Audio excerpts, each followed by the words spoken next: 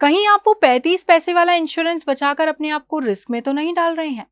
दरअसल ट्रेन की यात्रा के लिए आईआरसीटीसी पर टिकट बुक करते समय सारी डिटेल्स भरने के बाद एक ऑप्शन आता है, ऑप्शन ट्रैवल इंश्योरेंस चुनने का।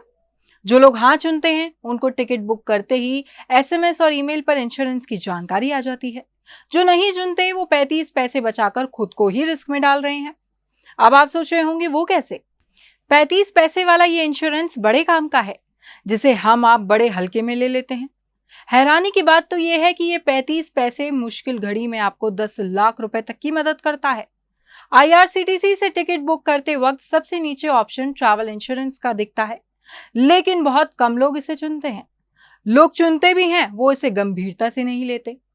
उड़ीसा में हुए ट्रेन हादसे में जिन लोगों ने 35 पैसे वाला ये इंश्योरेंस चुना था, उन्हें 10,000 से लेकर 10 लाख रुपए तक का सुरक्षा कवर मिल गया। ऐसे यात्री या उनके संबंधी इसे 4 महीने के भीतर क्लेम कर उसका लाभ उठा सकते हैं। जब आप टिकट बुक करते वक्त 35 पैसे वाले इस इंश्योरेंस को चुनते हैं, आपको तुरंत मेल के जरिए इस इंश्योरेंस की जानकारी मिल जाती है। इस ईमेल में ट्रैवल इंश्योरेंस देने वाली कंपनी का नाम, insurance certificate number, customer care का नंबर, ईमेल आईडी और हेल्पलाइन नंबर दिया होता है।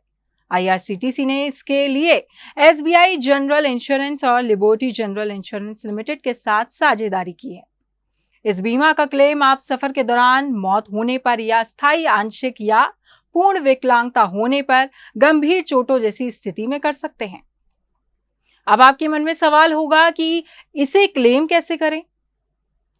इस बीमा कवर में आपको रेल सफर के दौरान सुरक्षा मिलती है। पॉलिसी में अस्पताल में भर्ती होने पर 2 लाख रुपए, स्थायी आंशिक विकलांगता के लिए 7.5 लाख रुपए, यात्री की मृत्यु होने की स्थिति नॉमिनी या कानूनी वारिस को 10 लाख रुपए का कवर मिलता है। यहाँ ध्यान देने वाली बात है कि अगर आप इंश्योरेंस लेते हैं तो उसमें नॉमिनी का नाम जरूर भरें। क्लेम के लिए आपको हादसे के 4 महीने के भीतर क्लेम फॉर्म और जरूरी दस्तावेज के साथ इंश्योरेंस कंपनी के नजदीकी कार्यालय में आवेदन करना होगा।